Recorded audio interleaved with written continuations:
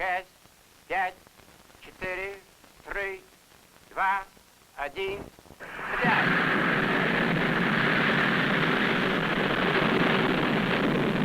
You are the first Americans to see this launching of Sputnik 1 from the desert of Kyzyl-Kum in the Soviet Union.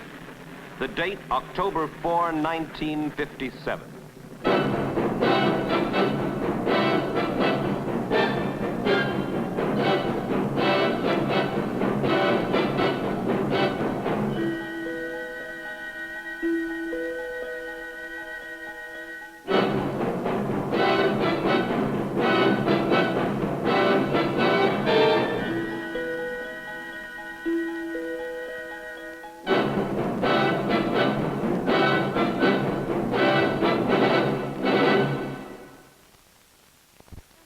I'm Mike Wallace. Our title, The Race for Space, means the contest between the United States and the Soviet Union for propaganda and military advantage. Our program will show that contest, and you will see American films and also Soviet rocket films never before seen by anyone outside the intelligence services. But more important, our program will show you that the race for space has always involved a great ideal. A dream that existed long before the Cold War, one of man's oldest dreams, a trip to the stars. To understand the fascination of the stars, to understand why the dream of the exploration of space has so completely captured the mind of the modern world, you must let your imagination soar. Soar like a rocket. Imagine not only the white sands desert of New Mexico far below, but all the deserts of the world, like Africa's famed Sahara. Imagine all these deserts and all the other sandy wastelands of the world. And now realize that for every single grain of sand on Earth, there is a star in the sky. Think of it. For every single grain of sand, a star in the sky. Is it any wonder space is man's next frontier? Man's ceaseless striving to leave his own world and to explore other worlds. His search for other forms of life has always been his destiny, his greatest adventure, the real race for space.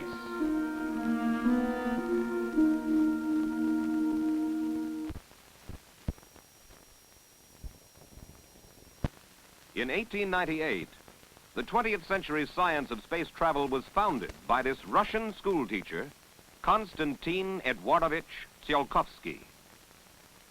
There have been many Russian claims of firsts in science, but it's been authenticated that 60 years ahead of his time, Tsiolkovsky stated that the development of rocketry would lead to space flights.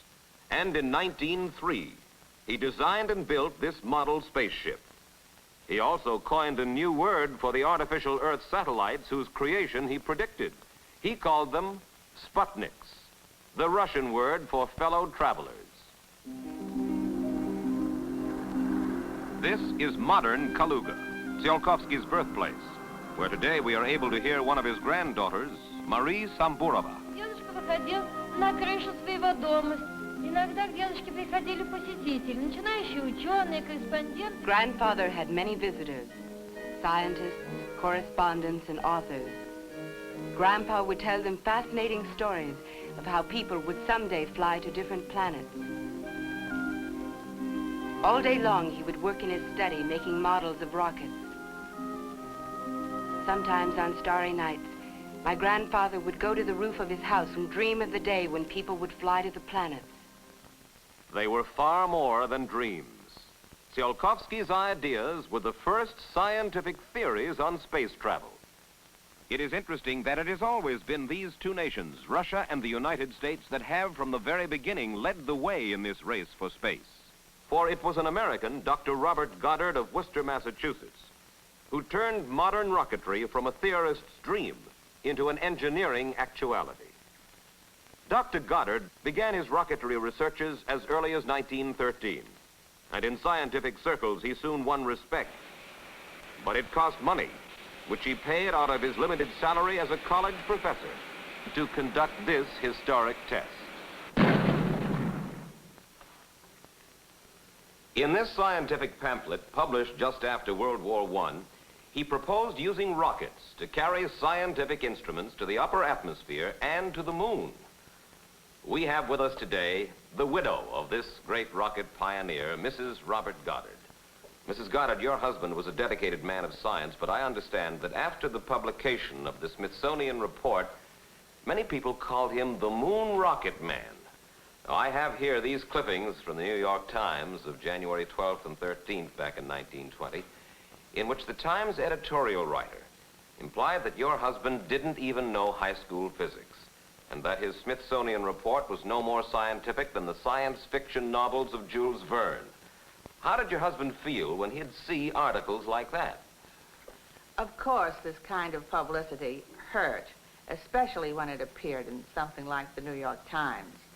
But he had spent many years working on the mathematical theory that underlies jet propulsion. He felt that the mathematics indicated that the predictions he had made, the things he looked for, were about to come true. Therefore, he did not let such things deter him from his experiments. I think that our audience should realize, Mrs. Goddard, that you were the cameraman who photographed all of Dr. Goddard's great firsts in rocketry. Do you remember this historic shot? Oh, yes, indeed, I do. This was at Auburn, Massachusetts in 1928. It was one of the first flights of a rocket using liquid propellants. The rocket had become so large and the flights so long that we knew it was becoming dangerous to test them in any densely populated area. So we moved to Roswell, New Mexico, where this new test stand was built.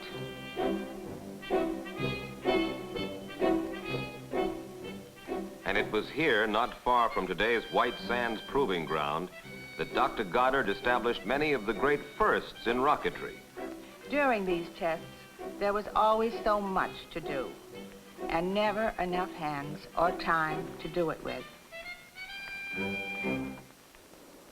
With this flight and many other successful flights, his rocket sometimes attaining nearly supersonic speeds of 700 miles per hour, Dr. Goddard established rocket history.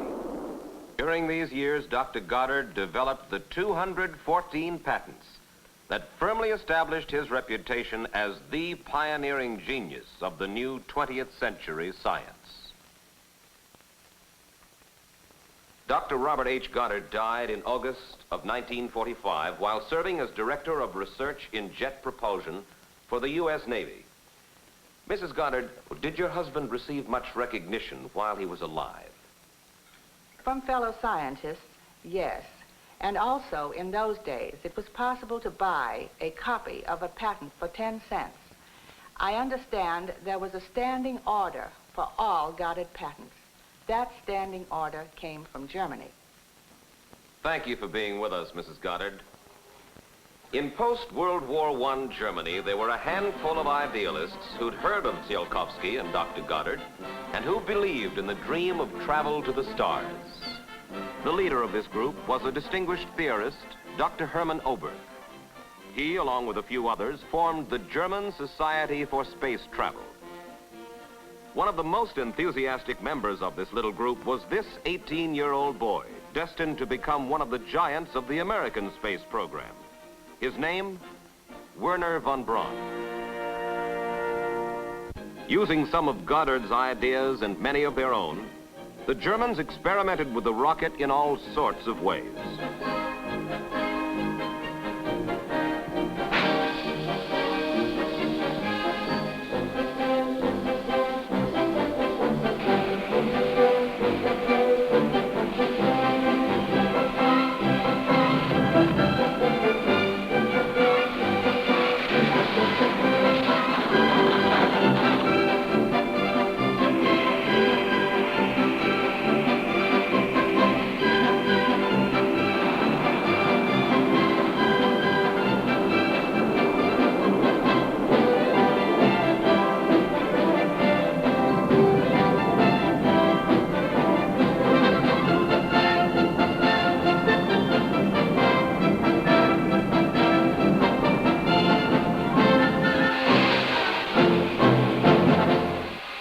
But after many failures, they were learning what Goddard had already shown, that the greatest future for the rocket was in space flight.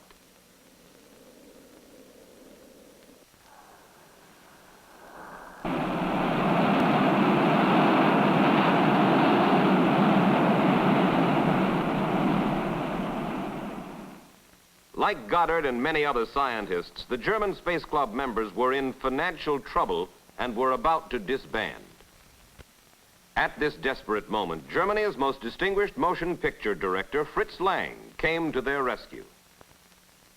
He was about to make the world's first modern science fiction movie, Frau im Mond, or Woman in the Moon. Would the club members serve for money as the movie's technical advisors? The answer was yes.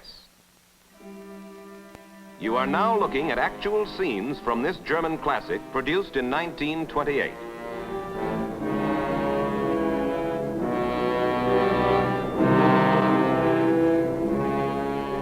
To make the launching more dramatic, Lang hit on the idea of counting backwards until the actual moment for firing.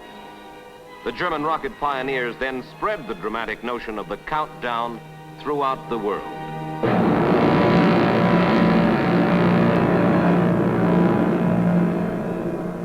Most important of all, in addition to money, the Space Travel Club was also paid with all the props they could walk off with. These props were then used as the actual components in the Space Travel Society's rockets. But it wasn't long before the movie proceeds, too, had all gone up in smoke. And desperately, the club began to look around for a new source of funds.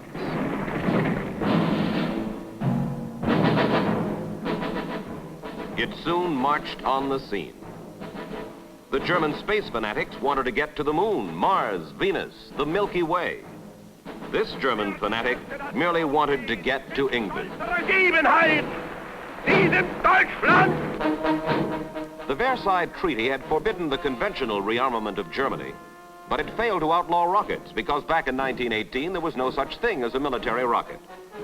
So to the German Rocket Club, the Führer and his aides proposed a deal. The Army would finance all their experiments in rocketry, provided first priority was given to the creation of a long-range weapon. They had little choice. The Gestapo informed them they must assist the Army or be drafted to do the same work. This is Peenemünde, a remote fishing village along the Baltic coast. By 1936, the Nazis had moved most of the members of their German Space Travel Society here. They had installed them in these top-secret laboratories. Quickly assembling the leading technical brains of Germany, they appointed the youthful Werner von Braun as civilian chief of research.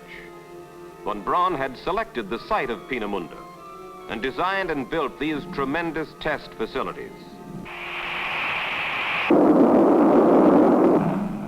But now that the German space travel scientists had bigger and better money and facilities, they had bigger and better failures.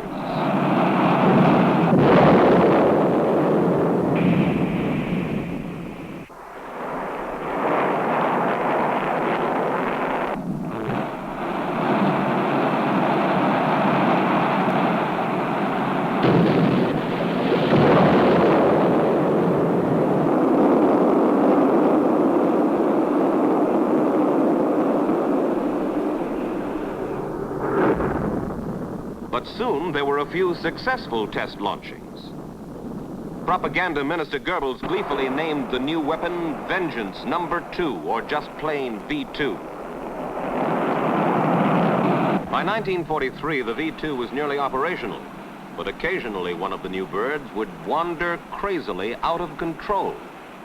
One landed accidentally in neutral Sweden, and the wreckage was forwarded to the Allies. Another landed in Poland alongside a stream where the huge pieces were discovered by Polish patriots. That night, the Polish underground radioed the Allies, who immediately sent out a plane which brought the V2 wreckage back to Allied Supreme Headquarters in London. Now, with both the Swedish and the Polish wrecked V2s in their hands, the Allies quickly reassembled them. They now realized what sort of terror weapon they were up against, and that they had no defense whatever against it. The Allied High Command knew that if the Germans could build up a big enough supply of these rockets, they could destroy London, and so pulverize the English ports that the Allies could not use them for the invasion of France.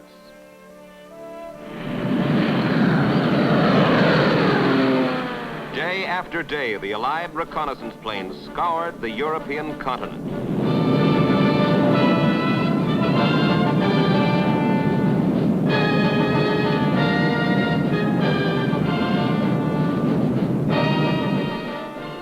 Luck was on the Allied side when an RAF patrol bomber on reconnaissance over the Baltic coast snapped an aerial photograph of the obscure fishing village of Peenemünde.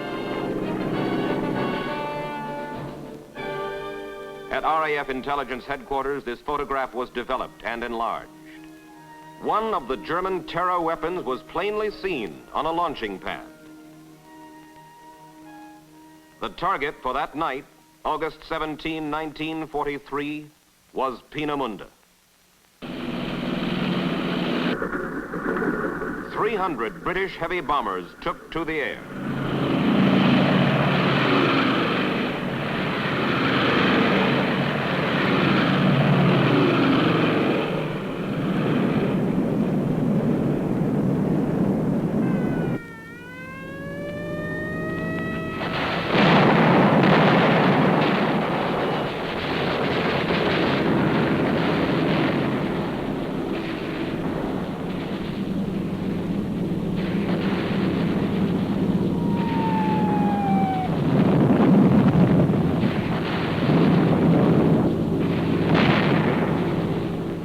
Plastered Peenemünde with 1,500 tons of high explosives and thousands of incendiaries.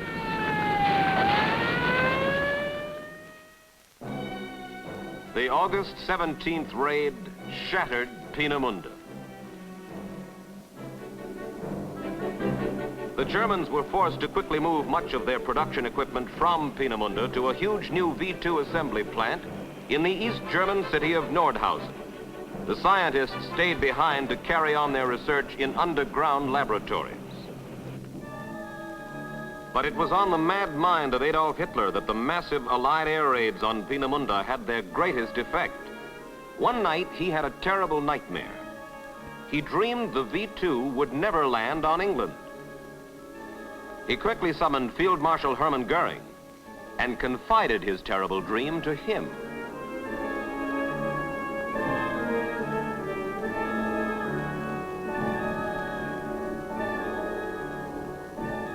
Then Der Fuhrer summoned the rest of his staff, and in a decision that could very well have changed the course of world history, Hitler signed the cancellation order for the entire rocketry project, effective immediately.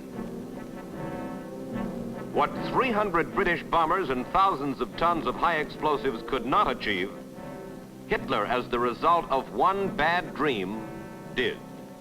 But at Peenemünde, when the army informed von Braun and his associates of Hitler's decision, they would not give up. In past moments of desperation, the space travel enthusiasts had made a movie. Very well, now they would make another movie. Furiously, several reels of film were put together, featuring only the successful rocket launchings.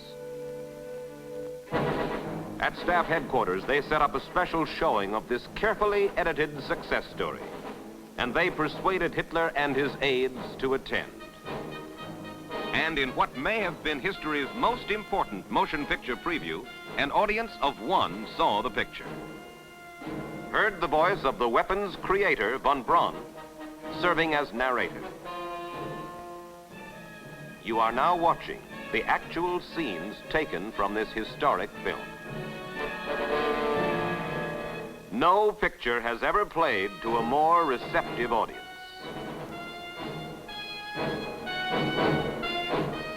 With his mania for power, the very notion of a terror weapon from space he found irresistible. As he left the screening, Hitler uttered these prophetic words. "From now on," he said, "Europe and the world will be too small to contain a war. With such weapons, humanity will be unable to endure war." He reinstated the V-2 project with the very highest priority.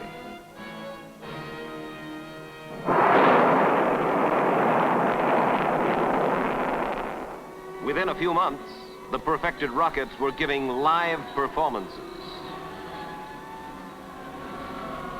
To London goes the dubious distinction of being the first spot on Earth to be bombarded from space.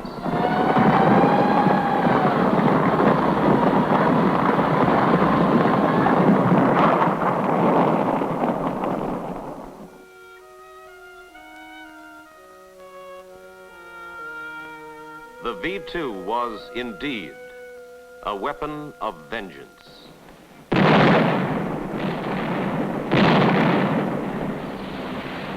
The invasion of Europe was now underway. But what of the V-2?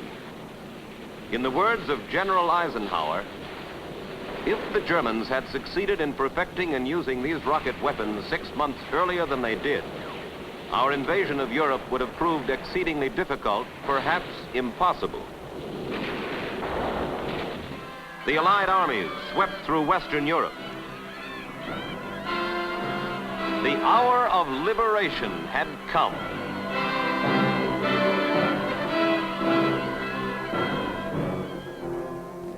Germany was overrun.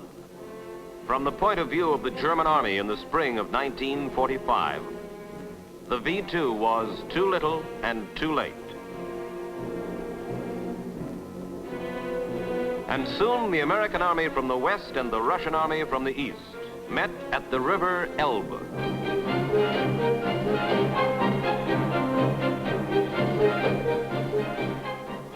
But even before peace was declared, even as these brothers were in each other's arms, in the minds of their military leaders, not very brotherly thoughts were being born.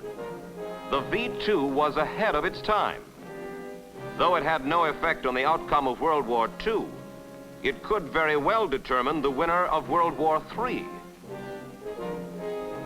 It was at this moment that the race for space began in earnest, and there were two immediate prizes. The stock of V-2 parts at Nordhausen and at Peenemünde, the test equipment, and the juiciest plum of all, the brilliant minds who had made the V-2 possible.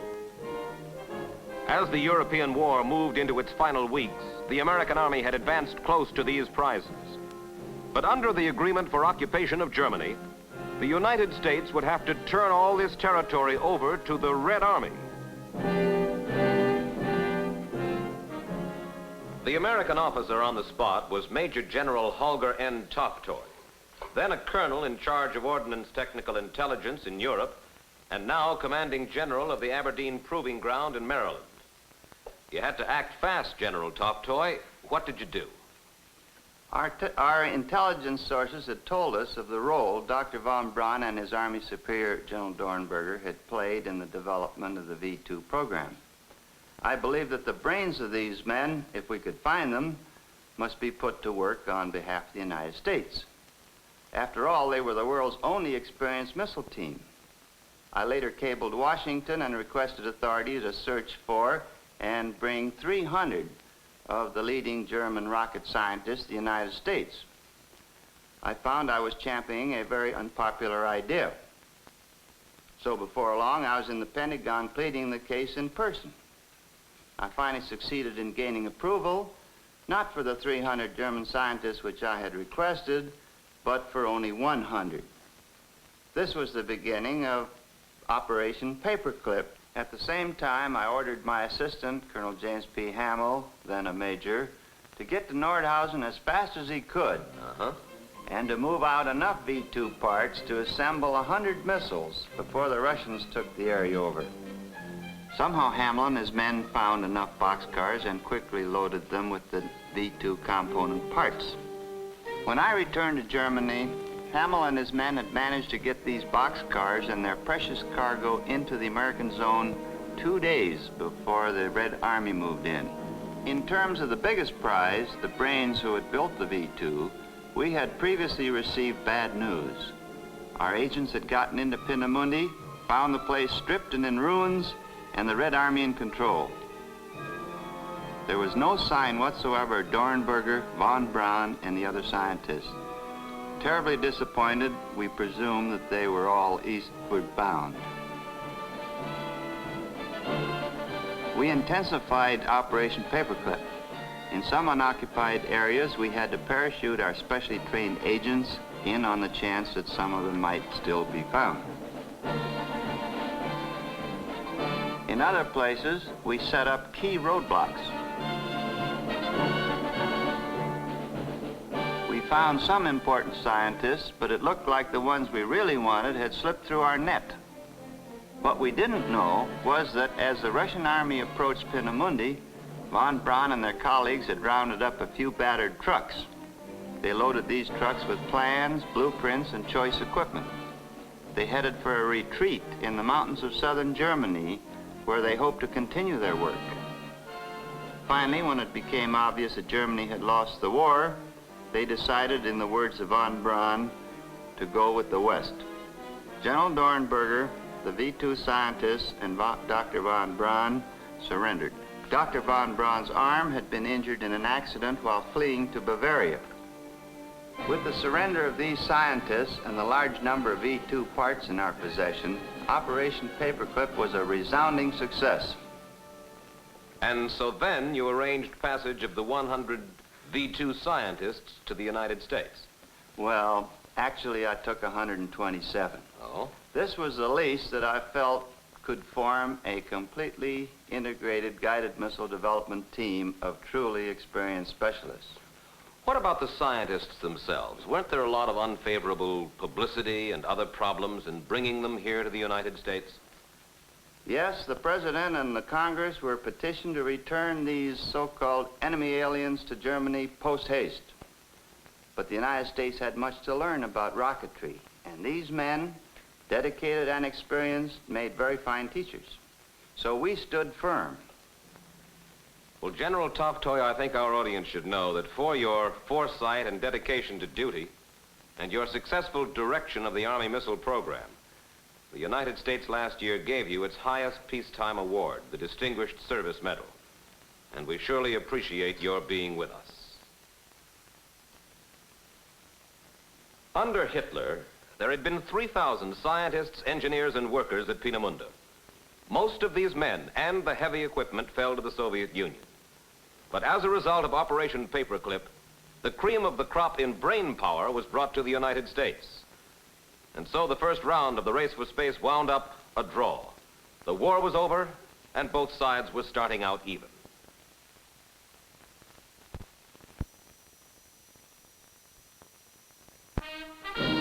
For the United States, this was to be the decade for living it up.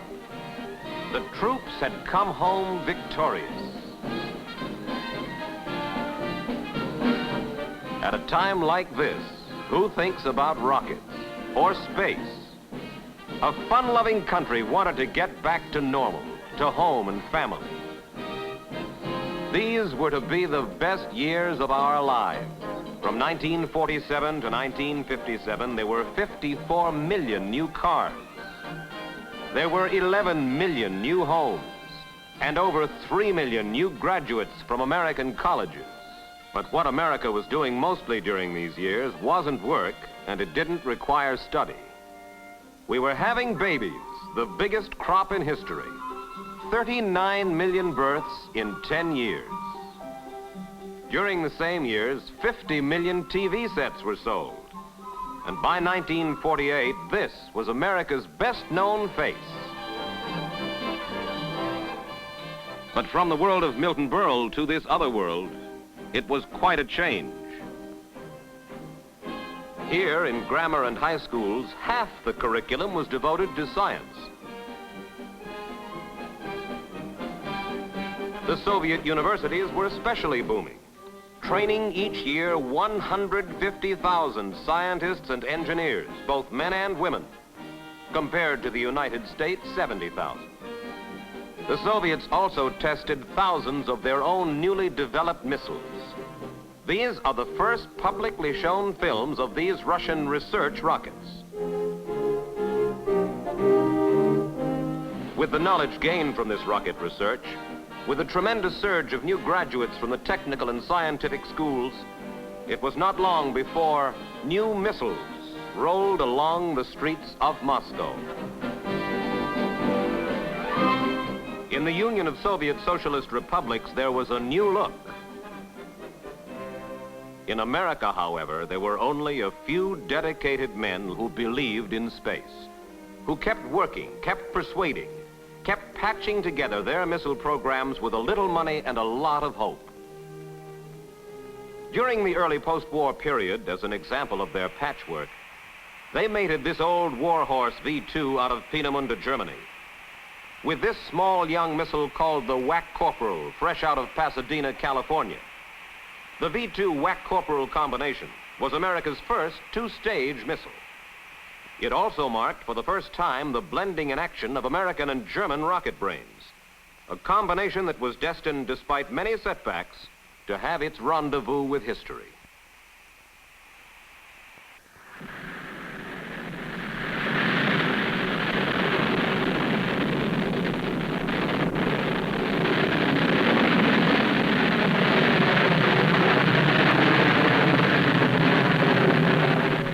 With the firing of this missile and the subsequent development of such rockets as the Viking and the Atlas, America's missile program was finally underway.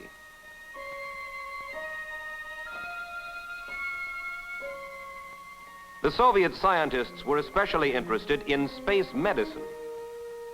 They wanted to know whether a dog could survive in space where there is neither air nor weight, but only uncharted fields of deadly radiation.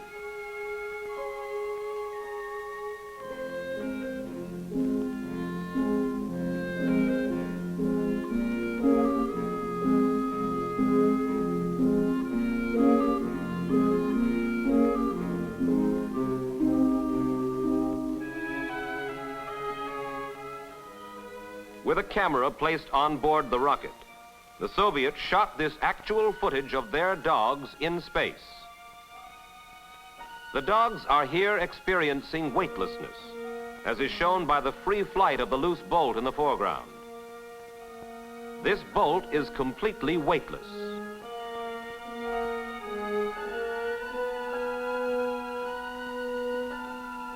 The dogs returned unharmed. The next step, place a dog in orbit around the Earth. The Soviets were not secretive about their intention to create Earth satellites. With increasing frankness, they discussed their plans with anyone willing to listen or read. And Premier Khrushchev himself, in August 1956, officially announced the Soviet development of an intercontinental ballistic missile with a range of 5,000 miles. If the Soviets could send up such missiles, they could also send up Earth satellites. The target date was 1957, the International Geophysical Year, a United Nations scientific study of the Earth. The Russians announced that sometime in 1957 they would send up their Earth satellite. The United States, too, promised to launch an Earth satellite. But in our satellite program, we Americans got badly bogged down. Why? What happened? We had the money, the resources, and the scientific know-how. Unfortunately, a series of wrong decisions led us to frustration and failure. We present the following facts to salute the men who understood the importance of space. The failure to heed the advice of these men irrevocably altered the world situation and brought about America's present position in the race for space. Now we present these facts, facts based upon sworn testimony before the United States Senate. It is a fact that the United States could have fired the first Earth satellite as early as 2 years ahead of the Russians. By 1955, the scientific team under General Tolstoy and Dr. von Braun had developed a new military missile called the Redstone, which was highly successful. They proposed that a modification of the Redstone, called the Jupiter C, launch the promised American satellite.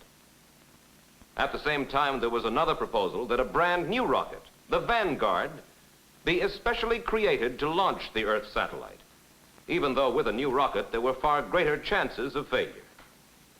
The untested Vanguard was chosen on the grounds that the satellite should not be launched by a military rocket like the Jupiter C, but rather by a purely scientific device, since it was to celebrate a United Nations event. knowing the odds were high against the Vanguard's success. General James C. Gavin, Army Chief of Research and Development, Generals Toftoy and Medeiros, Doctors von Braun and Pickering, and many others kept begging for permission to launch the satellite with the Jupiter C immediately. They were fearful the Russians would launch theirs any day. Each time they asked, they were turned down. Then, on July 29, 1957, this order went out to the armed services. Let me read it to you. Recent news stories which have described certain projects as space flight projects have resulted in unfavorable reaction at Department of Defense and congressional levels. In any speeches or public releases planned by you or your staff, avoid the mention or the discussion of space, space technology, and space vehicles. And so, by the summer of 1957, space had become a forbidden word in Washington. As autumn came in 1957, most of the men who believed in space were silent. Throughout the country, the long, hot summer was over, and the children had gone back to school. In Washington, the space program was bogged down in frustration. But in the Soviet Union... 3, 2, 1, стреляй!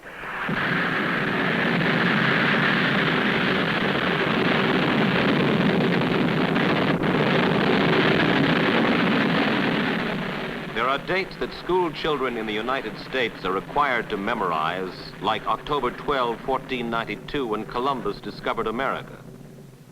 Now there was a new date for Russian youngsters to remember. October 4, 1957, when Sputnik, the first Earth satellite, was launched. The new moon circled the globe every 96 minutes. All the people on this fast-shrinking planet heard about it. Many of them watched it. All of them read about it. In the history of the Earth, no other event had captured the imagination of so many people as this first step into space. At least the word space was now legal in Washington. There were high-level meetings.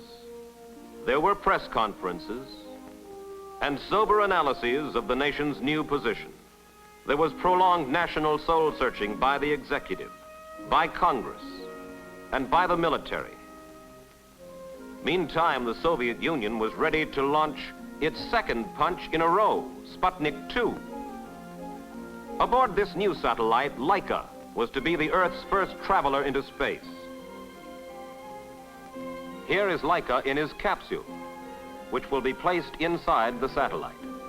There were instruments to test his reaction to cosmic rays, radiation, heat, cold, and weightlessness. In these exclusive Soviet films, Sputnik 2 is shown in its pre-launch preparation. The Russian satellite weighed 1,120 pounds, 10 times heavier than the first Sputnik.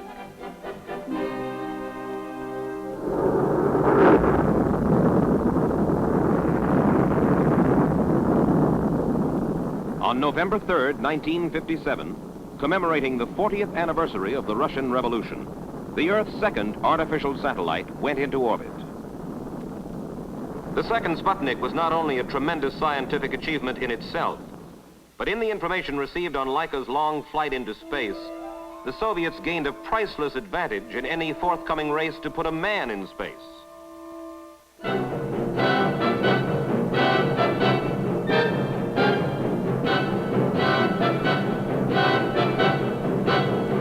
In desperation, the United States looked to the Vanguard. Nearly 200 newsmen from all over the world were flown down for the big turkey shoot. At the launching site, they were given a play-by-play account. They witnessed each tiny detail of the usually top-secret preparation. It was carnival time at Cape Canaveral. All through the day and night, thousands of people thronged the nearby beaches and jetties, waiting eagerly for the big moment. And inside the blockhouse, the tension steadily mounted.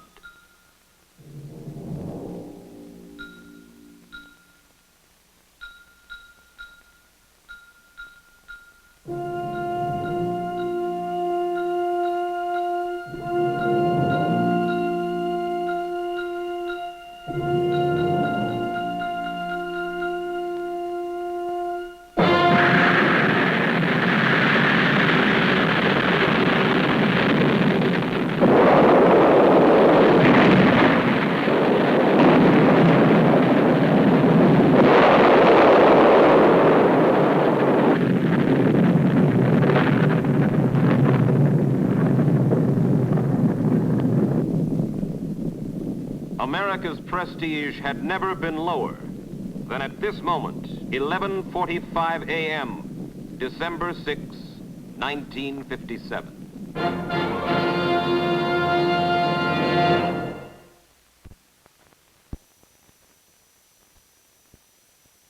At Huntsville, Alabama, Major General John Medeiros, Commander, U.S. Army Ordnance Missile Command, had called a special meeting. Good morning, gentlemen. Be seated, please. I have a very important announcement for you. We've been assigned the mission of launching a scientific Earth satellite. And we will use the Jupiter C configuration as a carrier that we developed along with the Jet Propulsion Laboratory. I promised the Secretary of the Army that we would be ready in 90 days or less. Let's go, Werner. For years, they had begged for this chance. The deadline was 90 days. But to put up a satellite within 90 days would require an unparalleled crash program. The work was divided into three vital areas: the rocket carrier, the instrumentation, and the upper stage scientific payload. Each had to be redesigned, rebuilt, and each had to work right the first time. Here at Huntsville, Alabama, the rocket carrier development program was the job of a crack team of over 3,000 scientists, engineers, and technicians, headed by Dr. Werner von Braun. At the State University of Iowa, Phase 2, the instrumentation. Its development was under the direction of Dr. James Van Allen. He had already designed some of the complex electronics instruments that the Vanguard was supposed to have hurled into orbit. Having anticipated a possible Vanguard failure, he had designed his instruments so they could also fit into the tube-shaped satellite that the Jupiter C would carry into space.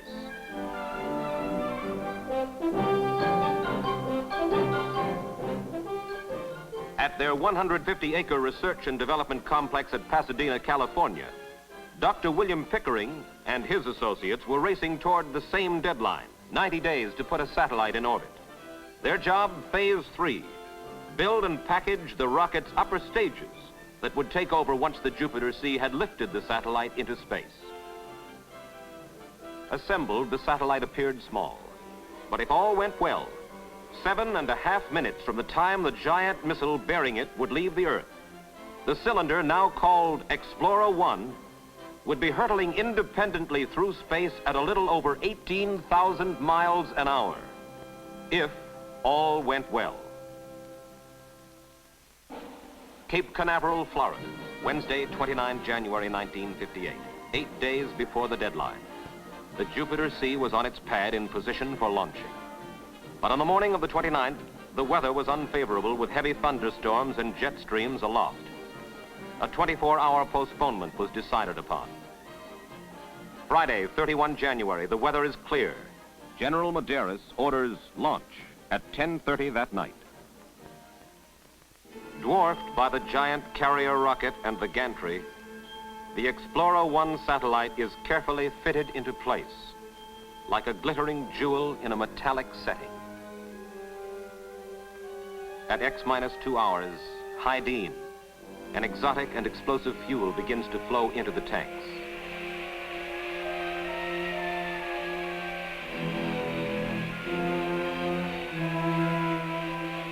Minutes click past.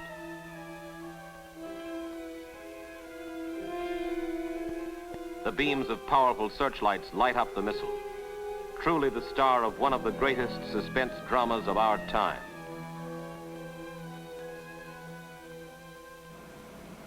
Time, late evening, Friday, 31 January 1958, in a blockhouse at Cape Canaveral, Florida. Here is the actual countdown for Explorer 1. Roger. Okay, we'll start now. Any fuel loading? The man directing the countdown is Army ballistic engineer Robert Moser. Okay. Check the utility room fuel vapors and notify the blockhouse when we're clear to start generators.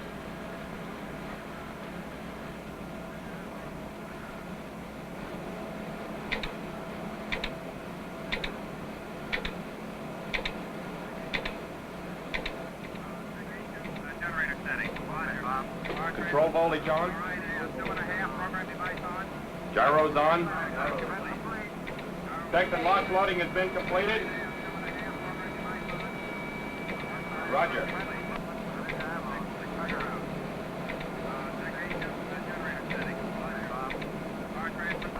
Connect assembly to igniters. Okay, tie down the lead. Roger, and install your protective tab. AFMTC telemeter calibration tape on.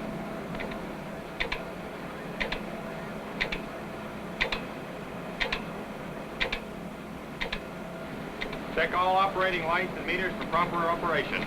Fire panel check. Fire panel okay. Control panel check. Control panel okay. Roger. Measuring panel check. Measuring panel okay. Power transfer test on. Observe and record all voltages.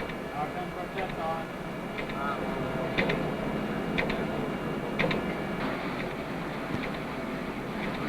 What's the clear for launch? Clear to launch. Huh? Yeah. 021, deflection of jet vane number 2. We've either got a relay kicking out or there's something dropping down on the jet vane instantaneously here. Hold. Telemeter indicates the jet vane 2 is deflected.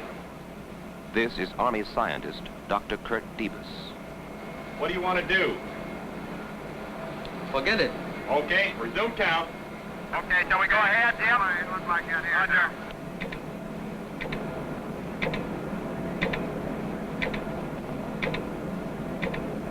Destruct arm. That's complete. All right, give me range safe, pad safety. I don't have it yet. Range safe. Right. Range safe. Minus. JPL telemetry recording on. Telemeter recording on. JPL recording on. Yes. 20 seconds. Frequency 111, Terry. Roger, Joe. 15 seconds. 10, 9, 8, 7, 6, 5, 4, 3, 2, 1. Firing command. Firing command. Fuel tank pressurized. Block tank pressurized. Missile power. Ignition. Base stage. Lift off. Lift off.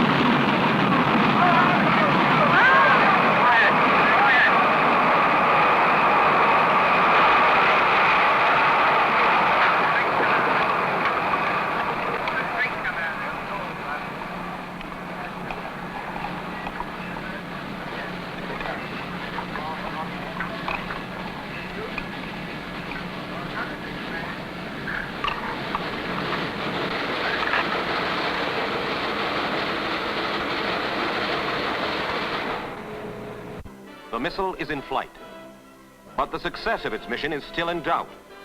It will take another hour and a half to know whether the satellite is in orbit, and this is the most tense and agonizing wait of all.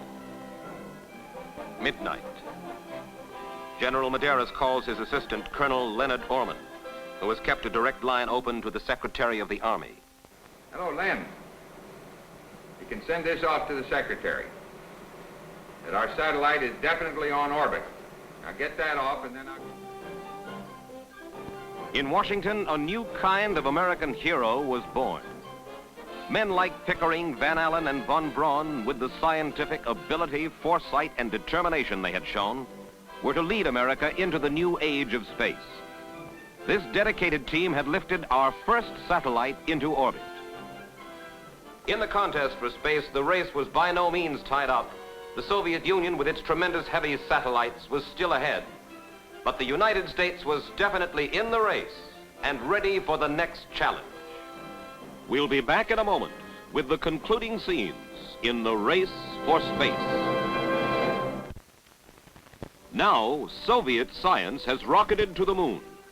These are the first actual photographs of its hidden face. And American satellites from the Vanguard to the Pioneer have given us priceless information as well. But the new contest is the race to put a man into space.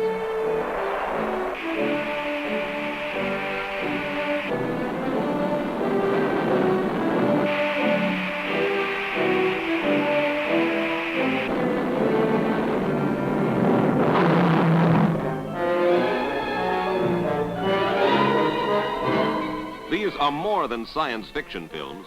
Produced by the Soviet government, they are the actual Soviet blueprints for their space vehicles of the future.